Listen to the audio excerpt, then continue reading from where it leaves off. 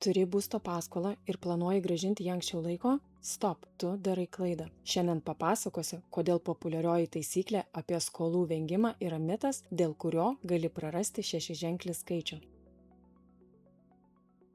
Sveiki, aš Auksė. Kai pirmą kartą išgirdau šią mintį, pamaniau, kad tai nevykęs pokštas. Juk kaip gali skola būti naudinga? Pati ilgą laiką tikėjau, kad nekilnojamas turtas be paskolos yra absoliutus gėris, o nuosavos sienos mums išties svarbios. Eurostat duomenimis beveik 90% lietuvių gyvena nuosavame būste. Turint tokį prisirišimą prie savų namų, normalu, kad tarsi lenktyniaujame, kas greičiau juos išsipirks. Tačiau dažnai tai darome, nepasiskaičiavę tikros šio sprendimo kainos. Nors suprantame, kad reikėtų skaičiuoti, emocijos dažniau ima viršų. Čia ir slypi didysis mūsų kartos paradoksas. Kai perkame išsvajotus namus, mes lengva ranka pasirašome 30 metų sutartį su banku. Tačiau, kai pradedame suvokti įsipareigojimo ilgį ir perskaičiuojame palūkanas, mus apima panika. Juk permokėti nesinori, tiesa?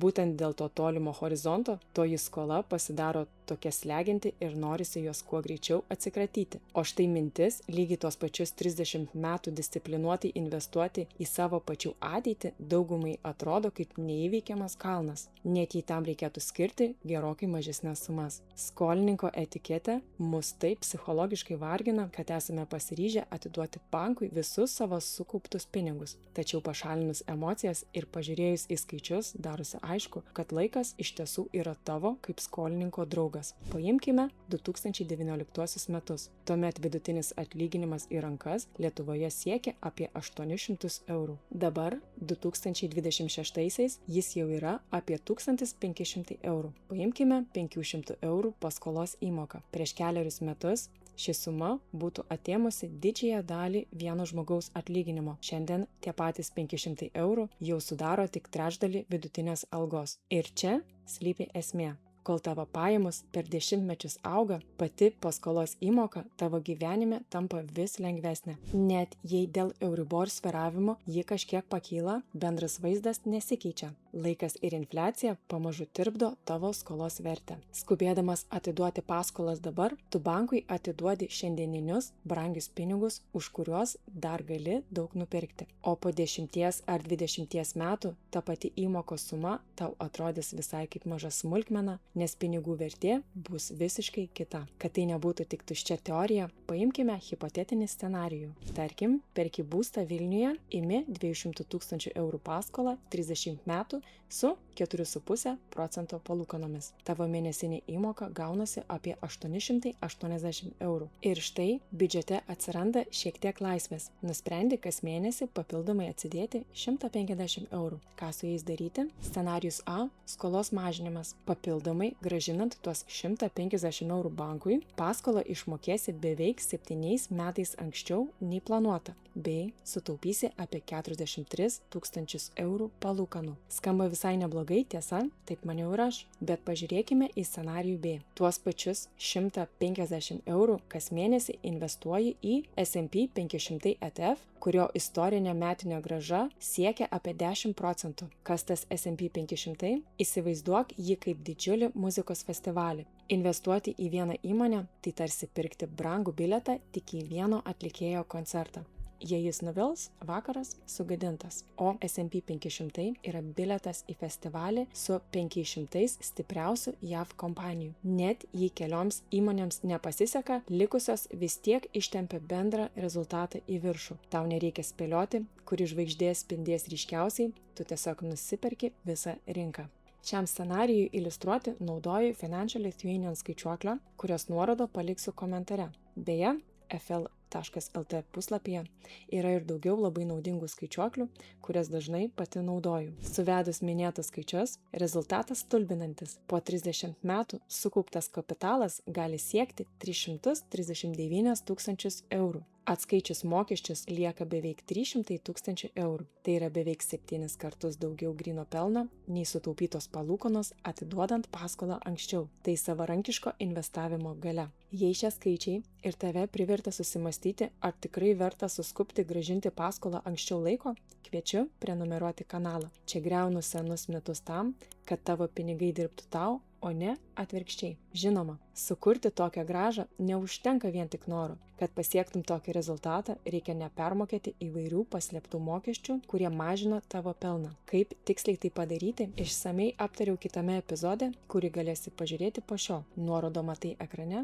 ir ją paliksiu papildomai aprašyme. Bet grįžkime prie tos traukos turėti būstą be jokių skolų. Jungtinėse valstijose investavimas yra kasdienybės dalis. Gallup tyrimai rodo, kad virš 60% amerikiečių savo turtą augina akcijų rinkose, nesvarbu ar per asmenines sąskaitas ar pensijų fondus. Tuo tarpu Lietuvoje, kaip rodo Lietuvos banko apklausos, mes linkę rinktis kraštutinumus. Mūsų pinigai yra arba indėliuose, arba investuojama į NT. Mums tiesiog įaugę į kraują tikėti, kad išmokėtos namų sienos garantuoja patį didžiausią finansinį saugumą. Bet pakanka prisiminti 2007 kainų burbulą, kad pamatytume, jog tas saugumo jausmas gali būti labai apgaulingas. Prieš 2008 krizę bankai būsto paskolas dalino į kairę ir dešinę, kai kuriais atvejais finansuodami net iki 95% turto vertės, o tada atėjo didelė finansinė griūtis. Per krizę NT vertė krito net 40–60%. Tai reiškia, kad ne vieno skola bankui tapo gerokai didesnė už paties būsto vertę ir atsigavimas nebuvo greitas. Jei 2007-aisiais Vilniuje įsigijai būstą,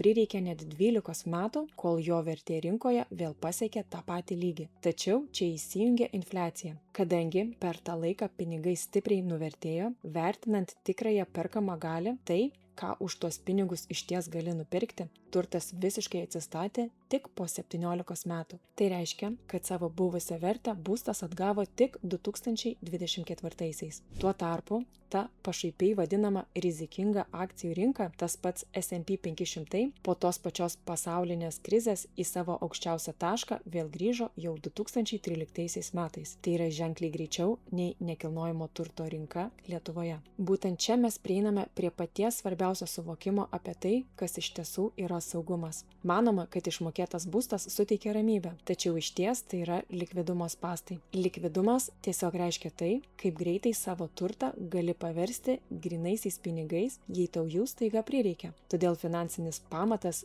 turėtų būti statomas iš 3 sluoksnių. Pačioje apačioje lyg tvirtas pagrindas finansinė pagalvė. Tai 3–6 mėnesių būtinos išlaidos, kurios tiesiog guli bankų sąskaitoje ir yra pasiekiamos akimirksniu.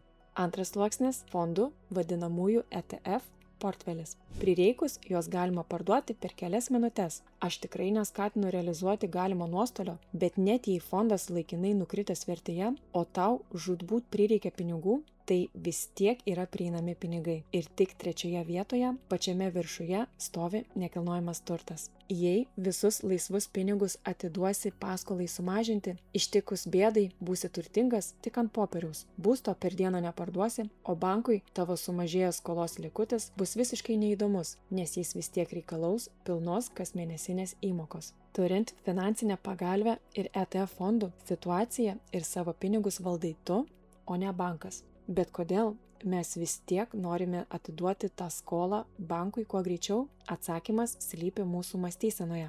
Paskolos grąžinimas yra veiksmas atsparus mūsų pačių panikai.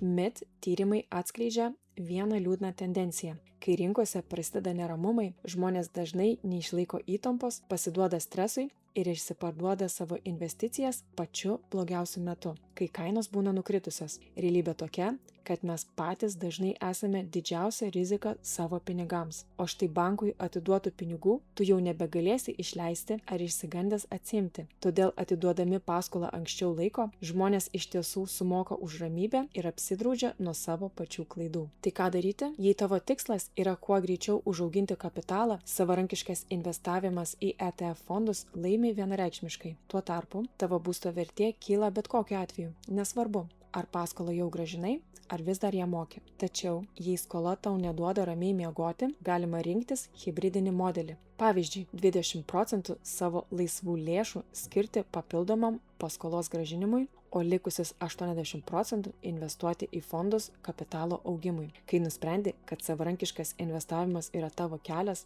atsiranda naujas galvos skausmas. Rinkoje ETF yra tūkstančiai ir pasiklysti labai lengva. Todėl spausk ant vaizdo įrašo, kurį dabar matai ekrane, kur analizavau dilemą tarp dviejų populiariausių fondų bei atskleisiu, kurį iš jų pati renkuosi ir kodėl. Pasimatysime ten ir iki kito karto.